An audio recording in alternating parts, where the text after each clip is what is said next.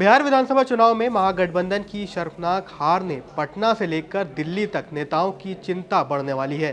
बिहार में विधानसभा चुनाव के इतिहास में कांग्रेस का आज सबसे खराब प्रदर्शन है, जबकि राजद भी अपने सबसे बुरे दौर यानी 2010 के 23 सीटों के आंकड़े के आसपास ही सिमट रही है। वैसे तो पूरे बिहार में राजद अलायंस का बुरा हाल हुआ, लेकिन सबसे ज्यादा नुकसान उसे मुस्लिम बहुल सीमांचल इलाके में देखने को मिला, जहां पर महागठबंधन ओवैसी की पार्टी से भी पीछे नजर आई। यहाँ की 24 सीटों में से महागठबंधन को केवल 3 ही सीटों पर बढ़त या जीत मिली है, जबकि ओवैसी को इस क्षेत्र में 5 सीटें, जबकि एनडीए को 16 मुस्लिम बहुल सीटों पर महत्वपूर्ण बढ़त मिलती हुई नजर आई। इसमें से मुख्यमंत्री नीतीश कुमार की जनता दल यूनाइटेड को गठबंधन में सबसे ज्यादा फायदा होता हुआ नजर आया। इसके अलावा चिराग पासवान की लोजपा रामविलास को भी सीमांचल की मुस्लिम मतदाता आबादी वाली 2 सीटों पर बढ़त मिली।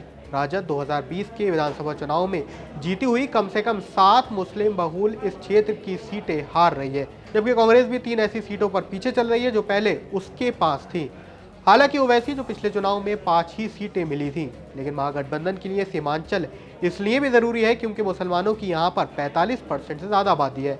ये वोटर्स एमजीपी यानी महागठबंधन के वोट बैंक माने जाते हैं। साल 2024 के लोकसभा चुनाव में सीमांचल की 4 में से 3 सीटों पर महागठबंधन को जीत मिली थी, जबकि पूरे प्रदेश में महागठबंधन को सिर्फ 8 ही सीटों पर सफलता मिली थी। यानी कि ये नतीजे साफ जाहिर कर रहे हैं कि महागठबंधन के मुस्लिम उम्मीदवार हारे हैं और एनडीए के मजबूत वेव की बदौलत नीतीश के कई मुसलमान विधायक जीतकर पटना पहुंचने वाले हैं। वो भी ऐसे समय में जब चुनाव से कुछ समय पहले ही एसआईआर और वक्फ जैसे मुद्दों की वजह से ये माना जा रहा था कि मुसलमान इस चुनाव में नीतीश से दूरी बना सकते हैं। इसके साथ ही नीतीश की सुशासन छवि ने न सिर्फ राजद से उसका मजबूत वोटर छीना है, बल्कि नीतीश की लाभार्थी नीति में धर्म के विभाजन या फिर वोट बैंक के विभाजन से उठकर विश्वास जताया है। ये कुछ वैसा ही है जैसे साल 2010 में ईबीसी या फिर कहें तो पासमानदा मुसलमानों ने तीर को वोट देकर जेडीयू के तीर को बढ़त दिलाने में कामयाबी निभाई थी। वहीं चुनाव के दौरान 2% मल्ला बिरादरी से आने वाले वीआईपी के मुकेश सहनी को डिप्टी सीएम बनाने का ऐलान किया गया था।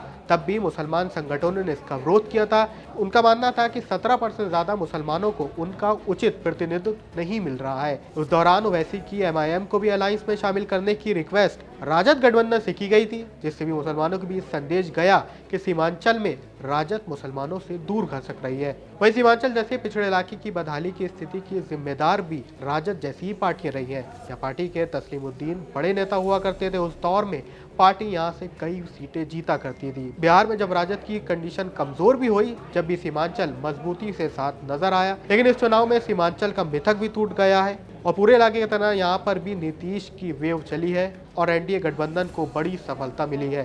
सीमांचल के चुनावी घटनाओं पर आपकी क्या राय है, हमें कमेंट सेक्शन में जरूर बताएं।